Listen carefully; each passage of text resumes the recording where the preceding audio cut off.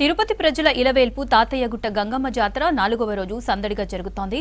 గంగమ్మకు ప్రత్యేక అలంకరణలు చేశారు. ఆలయ ఆవరణను రకరకాల పూలతో తీర్చిదిద్దారు. చిత్రమైన వేషాలు, విచిత్రమైన ఆచారాలు తిరుపతి గంగమ్మ జాతరలో ఆకట్టుకుంటున్నాయి.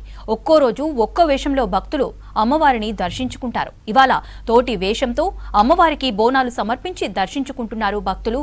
మాలలు మెడలో ధరించి వేపాకు మండలతో సందడి చేశారు.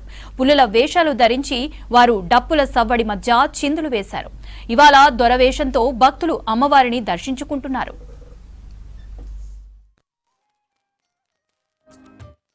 తొలి నుంచి నాకు ఊహ తెచ్చండి అమ్మవారికి ప్రతిరోజు ఒక 2, 3, 4, 5 అన్ని 7 రోజులు 7 రకాల వేషాలు వేసుకుంటే అమ్మవారిని దర్శించుకోవడం నాకు ఆనవాయితీ.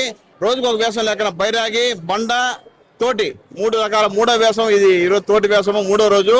అమ్మవారికి చాలా ఇష్టమైన వేషము. ఆయనకి ఊరికి ఎంత వికారంగా వస్తే ఆమెకి అంత ఆనందం మా గంగమ్మ తల్లికి. జై గంగమ్మ. స్వతహాగా హైదరాబాద్ లో నేను వ్యాపారం చేసుకుంటున్నా కూడా సుదీర్ఘ 9 సంవత్సరాలు కలిగిన స్వయాన శ్రీవారి చెల్లెలైన మన తాజాగుండ గంగమ్మ తల్లి దర్శనానికి ప్రతి సంవత్సరం ఈ మహోత్సవానికి నేను వస్తూ ఉంటాను. ఈసారి ప్రత్యేకంగా ఈ వేషం అంటే ప్రతి 7 రోజులు వేషం వేస్తూనే ఉంటాను.